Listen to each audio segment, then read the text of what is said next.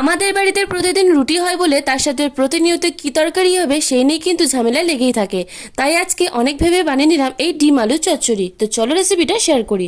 সবার প্রথমে কড়ায় সামান্য সর্ষের তেল দিয়ে 4টে ডিম সামান্য নুন দিয়ে ভুর্জি বানিয়ে রেখে দিলাম।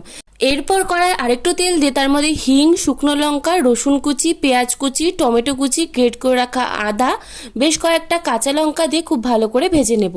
পেঁয়াজ টমেটো সব কিছু হালকা করে নরম হয়ে গেলে এর মধ্যে আগে থেকে সেদ্ধ করে রাখা আলু দিয়ে কিছু গুঁড়ো মশলা অ্যাড করব। তার মধ্যে আছে নুন, হলুদ, জিরে গুঁড়ো, ধনে গুঁড়ো, গরম মশলার গুঁড়ো আর শুকনো লঙ্কার গুঁড়ো। সব কিছু দিয়ে আলুটা খুব ভালো করে কষিয়ে নেব আর আলুটা আধ ভাঙা করে নেব। আলুটা ভালো করে কষে এলে সামান্য জল দিয়ে 5-7 মিনিট ভালো করে ফুটিয়ে নেব। এরপর আগে থেকে ভেজে রাখা ডিমগুলো দিয়ে আবারও 2 থেকে 3 মিনিট নাড়িয়ে চাড়িয়ে উপর দিয়ে ধনেপাতা ছড়ালে কিন্তু তৈরি এই ডিম আলুর চচ্চড়ি। এটা খেতে এতটাই দুর্দান্ত হয়েছিল যে এরপর থেকে রুটি হলে তরকারি নিয়ে কিন্তু কোনো রকম ঝামেলাই থাকবে না।